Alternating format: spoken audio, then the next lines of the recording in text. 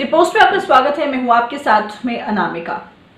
बिहार में सरकार तो बन गई है। हम सबको पता है कि नीतीश सरकार बनी है, बीजेपी को ज्यादा सीटें मिली है, तो कहीं ना कहीं बीजेपी का दबदबा है। लेकिन सत्ता में काबिज दलों के अंदर जो सिचुएशन है वो सहज होती नहीं दिख रही है।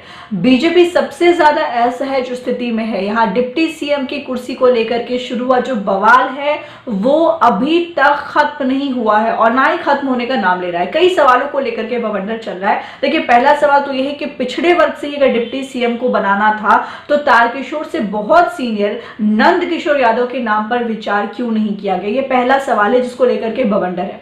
दूसरा है, अति पिछड़ा वर्ग के नाम पर रेणु देवी को डिप्टी सीएम का पद देना था, तो काफी पहले से इस दौर में रहे डॉक्टर प्रेम कुमार के नाम पर क्यों नहीं फाइनल किया गया। तीसरी बड़ी बात है जिसको लेकर के बीजेपी के अंदर बवंडर है, वो सीएम नीतीश कुमार पिछड़े वर्ग से है, तो भाजपा मंगल पांडे जैसे अगड़ी जाति से आने वाले किसी नेता को डिप्टी सीएम का पद क्यों नहीं दी।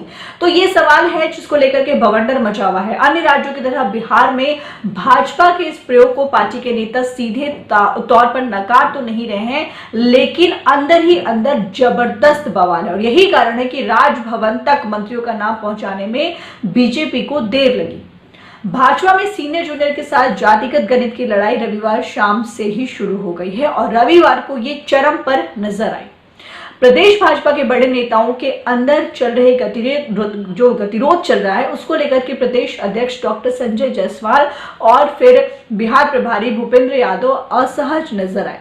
जदयू की ओर से जहां संभावित मंत्रियों को शपथ के लिए फोन जारी की औपचारिकता होती रही, वहीं भाजपा में ये काम बहुत ही देर तक टलता रहा क्योंकि बवंडर मचा हुआ है। शपथ के 4 घंटे पहले डॉक्टर संजय जायसवाल एक सूची लेकर के राजभवन पहुंचे और इस सूची में बीजेपी के कई सीनियर मंत्रियों के नाम थे, लेकिन वो इस बात से असहज महसूस कर रहे थे, कंफर्टेबल नहीं थे कि उनका नाम इंटर पास डिप्टी सीएम के नाम के बाद लिखा गया। तो इसको लेकर के वो लोग कंफर्टेबल नहीं दिख रहे थे। रविवार को एनडीए की बैठक के दौरान तारकिशोर प्रसाद का नाम भास्कर सबसे पहले सामने लाया गया था। रेणु देवी का नाम रविवार शाम से सुर्खियों में आया। अब बीजेपी ने इन दोनों में से किसी नाम की पुष्टि नहीं की थी। ये भी कयास लगाए जा रहे थे कि सीनियर मंत्रियों के गतिरोध को देखते हुए डिप्टी सीएम पद पर भाजपा बैकफुट पर आ सकती है। जी हां, बैकफुट पर। अब बात करते हैं सुशील कुमार मोदी की, जो पहले डिप्टी सीएम रह चुके हैं। नीतीश कुमार की इच्छा के बावजूद भी सुशील कुमार मोदी को डिप्टी सीएम नहीं बनाया गया, तो विधानसभा अध्यक्ष पद जदयू के पास रहने की संभावना थी। अब विजय कुमार चौधरी का नाम भी तय था, लेकिन बीजेपी ने जदयू से ये पद ही ले लिया, मतलब वो पोस्ट ही ले लिया। अब ये पद अगड़ी जाति के अमरेंद्र प्रताप सिंह को देने की बात थी ताकि बड़े पदों पर तालमेल जो है वो बना रहे। लेकिन अब प्रदेश भाजपा के पूर्व अध्यक्ष और सीनियर मंत्री रहे नंद किशोर यादव को मैनेज करने में इस पद का इस्तेमाल किया गया।